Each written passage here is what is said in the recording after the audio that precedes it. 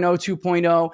It's a futile effort. The only person who can break that bond is the man himself. And by doing, and that Rush never really elaborated on how he can do that. But I am telling you, standing here, there is nobody in this country that has studied the Trump voter more than I have. There's nobody who's conducted more interviews with these people than I have. Nobody who has ferreted out the Trump or bust voter and why they do, what inspires them to come out and vote for him when they will vote for nobody else. And I am telling you, that post walked dangerously close to the line of breaking that bond, because what it did was what all other politicians do when they cannot answer something to their voters honestly or intellectually, and that's insult them, and basically say, you know what, I'm telling you there's nothing here, move on, as if they don't remember him promising. And why do they constantly bring up the Epstein files? Dave, he brought up the Epstein files on the campaign trail over and over and over again. And the reason why Epstein, which he knew himself, he was smart enough, the reason why he knew and he used it is because he understood it was a powerful proxy issue from that spoke to the ruling classes constant protecting of their own and not being able to hold accountable these people see to be the real dark forces in this society and the ones who are really putting our government at risk. And there are two reasons why Trump or bust voters voted for Donald Trump and don't vote for others. One, Trump had to convince them of, and he did, and he overcame it. Swamp the fraud, swamp the vote, come out in big numbers, because they always had this fear it didn't matter. They would just cheat, so their votes didn't matter. He overcame that. The second one is, and it's very simple, it doesn't matter who I vote for, nothing ever changes. The powerful never get held accountable. It doesn't matter who's in power, which party is in power. It doesn't matter if it's the Republicans or the Democrats. They will just let them get away with it. And within a couple of weeks, you saw P. Diddy get off. You saw this guy, we're told to move on from this. It's not a big issue to me personally, although I see how people view it to be a proxy, but it was a big issue to a very important group of his base, the same way that Iran was a big issue to a very important part of his base. And what the Trump administration and the sycophants are doing right now is basically trying to browbeat all of these people who have questions, who have concerns about the direction the administration is going, and telling them to shut up and move on. That's not a majority issue. Well, you know what? You're about to 5% your way to a sad ass plurality. That's what you're about to do, because this one's only 5%. This one's only 10%. This one's only 15%. Nope, that adds up to 20% when you put them all together, Dave, right? So you can't just keep dismissing the voices of these people. And the second reason why that kind of a footing will fall flat is because Democrats are not that stupid. It's the Epstein files are not a Democrat creation. It was a Republican administration that gave Jeffrey Epstein a sweetheart deal. He would then go on to nominate and get him confirmed the very lawyer who gave him a sweetheart deal. And it was the last Secretary of Labor, this is Alexander Costa, of course, who was forced to resign in disgrace when Epstein was arrested for that final time before he died in prison, however that may have ended up. But this idea that Democrats are just going to, they're just not going to have an opening for attacks and the optics of this don't look terrible is just ridiculous. And you're only going to have, I don't even want to say the most loyal, because that's not an accurate description. The most loyal of Trump supporters do care about this state. They do. The most loyal of Trump supporters are not all. I'm not saying this or using this word to be insulting, but I mean, you have people who question and you have sycophants. And, I saw what happened in the first administration when the sycophants were just like running free. It doesn't end well. All right. So, I mean, you can poo-poo the concerns of these people all you want. You will end up in a sad ass plurality, and the Republicans will get crushed in 26. JD, you want to be president? Not at this rate. You're going to get your kicked by the time this is over. And that's the reality. And by the way, they know that. So while all these people cheerlead and clap like a bunch of seals on Twitter and call this one anti-Semite and call this one, some paid influencer shill. By the way, all those people supported DeSantis, and before that, they supported Ted Cruz. So it's hilarious that they're the new standard bearers of MAGA. They're going to cheerlead you right into the ground. 40%, by the way. That has been the minimum strong disapproval for Donald Trump's job as president among independents since he bombed Iran, and it hasn't come down since. So, that's the reality. Well, hold on. I'll get two things in. Barnes, how you doing? Barnes looks... I'm in one of the hotels that Richard Barris's cousins might have had to hide out in now and then when they're involved in some, how should we say, extracurricular activity. You got to pay some bills, bro. On the way to the FIFA Club World Cup event, yes, I got Trump went right by me on the way there to slow down, and then on the way back, and he was right above me seating wise. I was going to lean up to him and say, Donald, could you show me some of those Epstein files? It's been an interesting week, interesting culmination to the week. But second, everything Barris says, what people don't understand is that this is for some people, it's an issue of its own accord. For many others, it's a proxy, it's a filter. I'll give Glenn Beck credit, to my surprise to some degree. Glenn Beck was like, people are looking at this as a way of knowing whether or not they can have trust in our government anymore, whether they can have trust in this administration, whether the radical transparency promise. And all of these people that are in cabinet positions said they were going to do something about the Epstein docs and the Epstein file. Pam Bondi said so. Bongino said so. Kash Patel said so. Alina Habba said so. Now, I always had doubts about whether they really understood the Epstein files, because it seemed like they were glamming onto it for getting credibility in MAGA, but seemed a little over their head about understanding the scale of it. But this has been the president's presidency sits at a point's edge, and it could completely collapse in the next month if he doesn't fix things like the Epstein files, and if he takes the bait on what Bibi Netanyahu is here for, which is a continued war with Iran and more conflict in the Middle East. And what Lindsey Graham, the only guy he's obsessively promoting right now for office, while he's going against and demonizing Thomas Massie, who wants him to impose 500% sanctions on the world, which would basically screw us. It would jack up oil prices, double, triple, quadruple. All of a sudden, all these success. Right, Richard's exactly right. This should have been a celebratory week. Yep. You've got great wage reports. You've got great job reports. You got the tax bill you needed through. You got the spending on immigration you needed through. You're getting massive self-deportation. This was supposed to, and instead you blow it, bringing Bibi into town, pretending somehow that's going to help you get a peace prize. There's nobody more disliked on the global stage than Bibi Netanyahu, and Trump doesn't understand this. People don't. Richard and I, who have all defended Israel at various times in the past, have been pointing out is Israel is a political pariah. I'm here in New York City. Mamdani, the Democratic nominee, won because he ran, and the election day was right during the Iranian attack. New York City, which you don't have to look up what Jesse Jackson called New York City. New York City is the one that's voting for the anti-Israeli candidate. The Trump administration is at dangerous risk of getting dragged into what Richard's pointed out repeatedly. No presidency wins their presidency on foreign policy, but lots of presidents lose their presidency on foreign policy. Yep. Trump is getting dragged into these needless these sideshows and things that could just devastate his administration by taking apart and picking off constituency after constituency within MAGA. Libertarians, screw you. Anti-war people, screw you. Israel skeptics, screw you. Epstein directed people, screw you. Transparency people. This is not a way to win. While he's at a great economic position, a great legislative position, it is mind-boggling to witness Trump almost blow up his presidency because he decided to hitch his wagon to Bibi Netanyahu. I want to say two things to that. The first of all, it should have been a week of success, and instead, it's turned into an abject disaster. And when you mentioned the Diddy trial, Rich, still having Maureen Comey on that trial for whatever the reason. And then the other, when you talk about alienating the base, like the number of responses I've seen to tweets that are critical but respectful, mine, I'm not trying to be disrespectful. I'm not trying to criticize to take down. I'm really trying to criticize to save.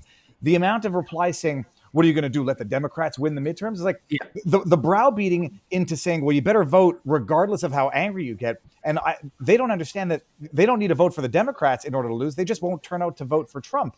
And I think that's the deterrent. What is the percentage, give or take, of an electorate that might just not show up to vote anymore? I got it, and because the answer to that is different whether we're talking about a midterm or we're talking about the next presidential election. Because, by the way, for anyone who doubts that, all you have to go do is look at the president's own post on Truth Social and go look at the replies. All right, some of them are incredibly respectful, but they're on the edge. They're on the edge, like, look. This was not negotiable for us. This is about holding the deep state accountable. This is about accountability in a very dark government, and you're not delivering on that. So with all due respect, Mr. President, I'm not going to just let this one go. Go look at the replies yourself. All weekend, all we heard is, I told you, see, it doesn't matter who I vote for. That's what we are hearing from people. Nothing ever changes. It doesn't matter.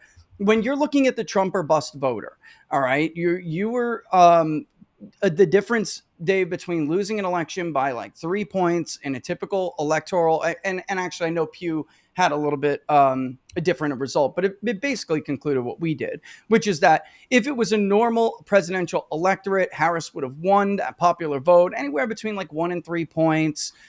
If everybody would have come out to vote, all of the people that are still targets that are right leaning or Trump leaning, really is the more accurate way to say it. Trump would have won this election by at least 5 points on a national level. It would have been a 9 o'clock at night, we're done, go home. And he won he won. It was a strong win. Don't get me wrong, but there was more out there to go get, is my point. So coming out of 24, the number one goal for the Republican Party was to keep these people on board and continue to reach out to the population that does care about this stuff. They don't think that, I released this poll a couple of weeks ago.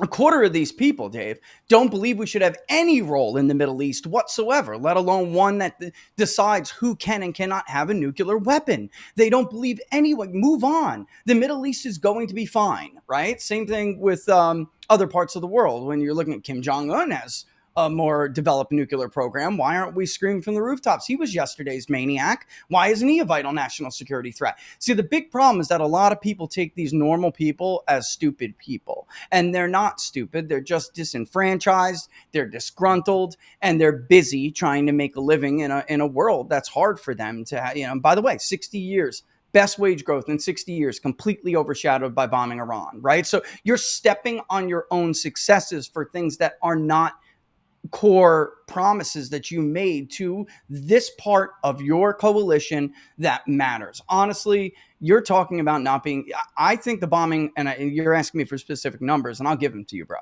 The bombing of Michigan cost him the bombing of Iran cost him the state of Michigan. It's done. All right. If we were to have an election today, Donald Trump would lose the state of Michigan to Kamala Harris. Right? You're not getting back all of those voters in Dearborn. How's that mayor ever going to look into his Lebanese constituents' faces and tell them, again, support Donald Trump? They can't do that.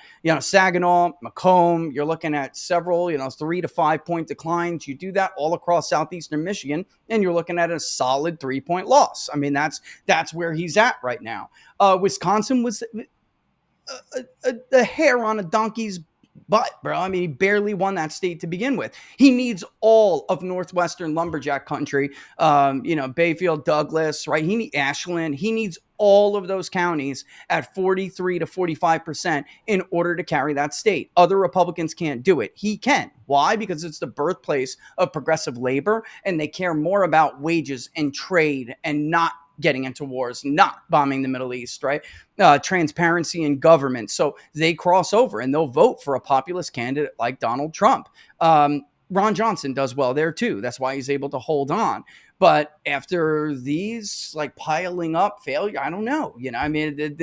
Wisconsin maybe have a little bit more resilience in a state like Michigan, but probably not, Dave. And you're probably looking at those two as well. So, it's not just how much you would have lost from 2024. It's the fact that going into this midterm, you're going to have the low propensity base compared to Democrats who have now the higher propensity voting base, more educated, whiter, older. They're already going to have a turnout edge. You can't afford to piss off one person that cares about the Epstein issue. You can't afford to turn away one anti-war voter. You're already at a disadvantage. So, I mean, at this point, the situation's already dire. And by the way, I texted you earlier before we came on. This is the first Democratic lead on a generic ballot we're finding since Trump became president. Right now, it's looking like Democrat +2, which is an absolute disaster. A 2-point House vote win is their majority plus some. Yeah, and not only that, I mean, I would say that right now the Senate races are, even the Senate that looked really promising for Republicans is now at risk. If Trump does the Lindsey Graham 500% sanctions that would drastically increase, there would be an oil shock equal to OPEC 1973, it will destroy his presidency. If he gets dragged into a ground war in Ukraine or a ground war in Iran or anywhere else, he will lose his presidency. Yeah. The issue of Epstein is a credibility filter, and he keeps screwing it up. And people saying, "Oh, well, let's just pretend he's not screwing it up. Let's do the cat turd version of TDS." What that did, Richard and I were the only people screaming early 2020, President Trump, do not take the bait on closing down the country. Do not take the bait on listening to Anthony Fauci and turning over policy to him. And even retweeted me, said he wasn't going to do it. And then a week later, he got coerced into doing it. Those of us that were screaming about it, said it could endanger his presidency, were right. All the yes men, all the sycophants who think they're supporting the president by just saying, yes, Mr. President, no matter what he says, even if he says the opposite of something, all of a sudden they're, yes, Mr. President, they're not helping the president. They're hurting the president because they're putting him in direct harm's way. You want to keep him out of harm's way. You want to keep MAGA out of harm's way. And that means you've got to divorce yourself from Bibi in Israel, divorce yourself from Ukraine, divorce yourself from the war whores and the deep state crowd. Don't go around screaming how wonderful Lindsey Graham is and how terrible Thomas Massey is every day. This makes Trump look like the idiot. Trump look like the guy who's out of touch. The Trump White House that's disconnected. Now I get him coming to, and to your earlier point, Viva, go back and look at the history of Trump's tweets or truths, especially on truth. He has never had as negative a ratio as he did on this statement. It was categoric, basically universal, save and except for some spam. I want to bring this one up because this is what I don't think people truly understand. Fuck that. Dems are no better than Republicans. Let's just say Dems are worse than Republicans.